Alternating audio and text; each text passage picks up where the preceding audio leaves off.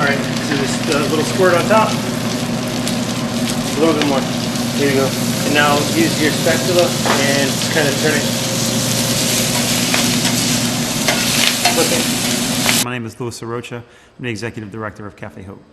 Cafe Hope's just a program that tries to put opportunity youth, which is any child that's 16 to 23, not in school, doesn't have a job, or both. And we do just that. We try to create a path to self-sufficiency for them. And we do that holistically by not only giving them job training, but giving them life training. I was the first chairman of the board of Cafe Hope. At the first board meeting retreat, we were defining what everybody was going to do and what committees we would sit on.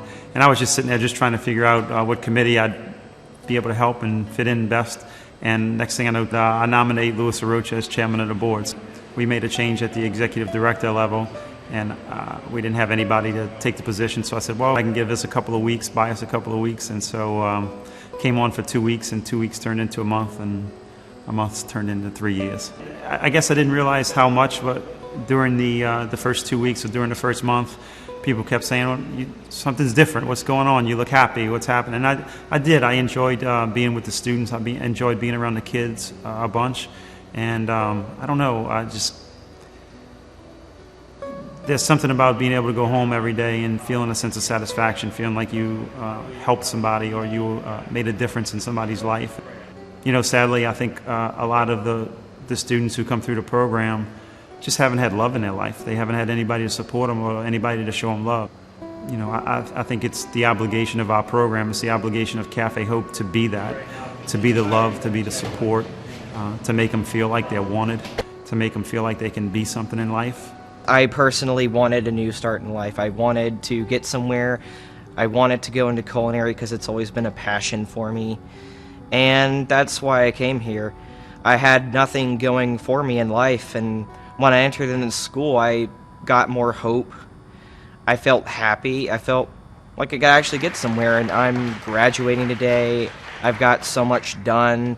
I ended up getting my own car, and I've learned some new knowledge when it comes to the dining room and when it comes to the restaurant business.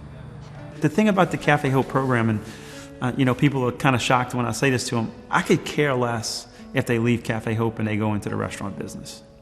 Doesn't matter to me one bit. If they got the life skills and they got the work ethic and they realize what it takes to be successful, and they leave here with hope and they leave here with a desire to be on a path to self-sufficiency, that's what matters to us.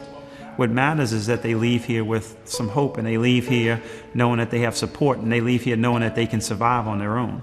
That's what's important. I think we as Americans, we complain a lot about what goes on. We complain about the crime, and we complain about drugs. And I think it's just time for everybody to realize that unless we start doing something about it, we can't just depend on the government to do something about it, that as citizens, we all need to find a way to get involved. No program can make it unless you get involved. And if it's not financially, okay, that's all right. But then come volunteer to be a tutor. Come volunteer to teach somebody math skills, addition and subtraction. Come volunteer to teach a kid how to read. Come have a lunch and tell a kid that they're doing a great job and that you're here to support them. I think God calls upon all of us to be good stewards. And so I challenge everybody to be a good steward. Be a good steward of God's people and support everybody that you can.